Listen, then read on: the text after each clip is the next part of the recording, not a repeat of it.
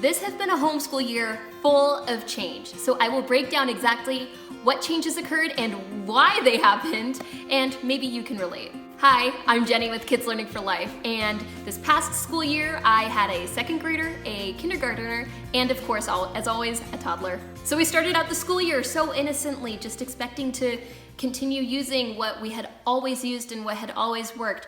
So in a nutshell, this was primary mathematics for math, this was story of the world for history, and it was explode the code for phonics.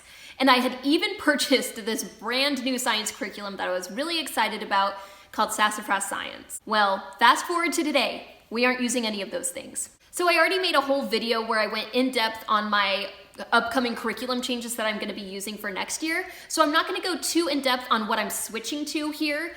If you're interested in that video, I will link to it below. But really here, I'm just gonna do a general overview of how our homeschool went and why I made these changes. First, a huge development in my homeschool this year is that my kids were finally able to read independently. This past fall, I was kind of starting to sweat because my older daughter, who was 7 at the time, was just not interested in reading, and I was just so heartbroken because I love to read, and it would be really sad to me if my kids didn't at least find some sort of comfort or joy in reading. But a few things were changed in our home to be able to encourage her to read more independently.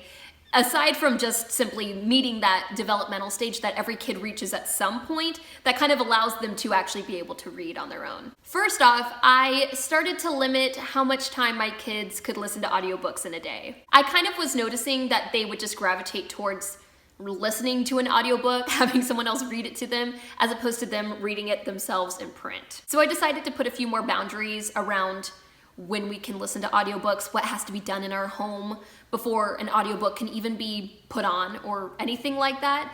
And I did notice that that made a huge difference in them being more encouraged to read a book in print in front of them. I was also able to find more books that were really at her reading level or slightly above, just to challenge her a bit. As you may already know, I consider myself a Charlotte Mason homeschooler, so I really try to limit how much twaddle, those are books that have no educational or moral value, comes into my home. So I've always been really picky about what we have here in our little library.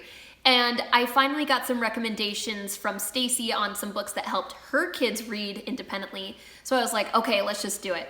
And I did look through the books ahead of time. Nothing was wildly inappropriate or super twaddly. So I was just excited to have books on hand that my kids were interested in reading and could not put down. I mean, that was so exciting to see. A couple of these series are Dragon Masters and The Last Firehawk, so I will be sure to link those below if you are looking for books in this difficulty and age level for your kids. So I'm hoping that these easier chapter books are more of a stepping stone to more of the classic literature that I'm excited to do with them, like, you know, Little House on the Prairie or any of the Burgess Animal books. So those few changes in our home really helped get my older daughters to read on their own. And it's so interesting to see how different kids learn, because my older daughter just kind of, she must have hit that point already where, you know, she could read, you know, developmentally, because she just started picking up these, you know, easy chapter books and just reading them flawlessly on her own. I wasn't really having to sit there with her and really go over what the words were in them. Whereas my 6-year-old is still kind of chugging along.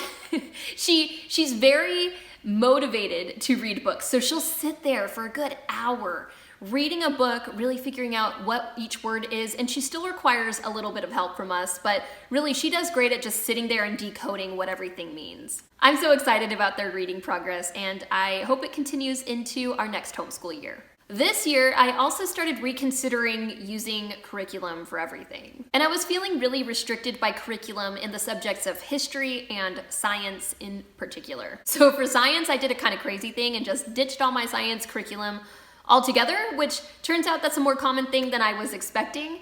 And then for history, I actually decided to stop using my formal history curriculum, which was Story of the World, at least put it on pause for now, and really just do the history readings that are on the schedule for the AmblesideOnline Charlotte Mason curriculum. AmblesideOnline is a free Charlotte Mason curriculum available on their website, and it consists of a book list and a schedule.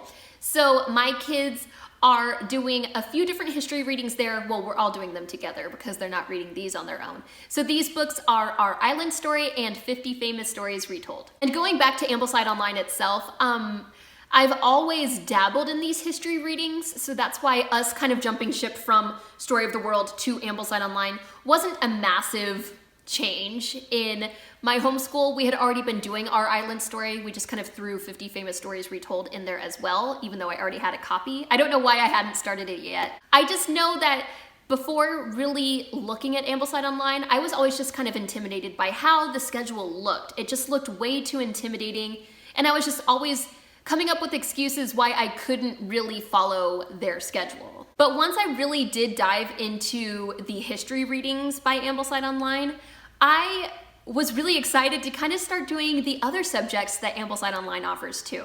So, per the Ambleside Online schedule, every day we do some copy work and math, which these are the subjects that Ambleside Online does not cover. But we do use Ambleside Online for history, literature, and geography. It has been such a pleasure to use in our homeschool, and I'm just so grateful to have access to this literature-based curriculum. So another idea that I got from Ambleside Online was to use a curriculum called MEP for math. Since Ambleside Online does not cover math in their own schedule, I looked at their frequently asked questions section on their website, and it did say there that MEP is one of their recommended curriculums. And I was starting to get a little bit frustrated with our previous math curriculum, which was primary mathematics. I just felt like my kids just weren't getting it yet. And I felt like the curriculum was just going maybe a little too fast or something. Like my kids really weren't getting things as well as they probably should have. So the night before I was set to make my video, which was detailing my curriculum picks for next year, I kind of made the spur of the moment decision to switch to MEP from primary mathematics. So ever since then, it's been really smooth and I'm super happy with it. MEP, if you didn't already know, it stands for Math Enhancement Program, and it's actually a free curriculum available online, believe it or not. And it's definitely a higher quality than what you would expect from something that is sold for nothing. I will link to them below, but I also do plan on doing a whole review of MEP once we get a little bit further into the curriculum, so stay tuned for that. So that's how we ended up here, using the Charlotte Mason method and not using any of the curriculum that we started out with at the beginning of the school year. Because of all these changes, I feel like this has been a really surprising school year for us, but I do feel like each year I'm moving slightly closer to my ideal vision of what I want my homeschool to look like. I just want anyone who's watching this who might feel overwhelmed or like the way that they're homeschooling their kids isn't in alignment with their beliefs to feel empowered to make the changes that are necessary to reach your homeschool goals. While I do usually recommend against changing curriculums too much because I think that makes things way more complicated and you kind of don't know which way is up or down sometimes when you're changing your curriculum, I do think that sometimes it is necessary and it can end up leading to more ease and happiness in your home.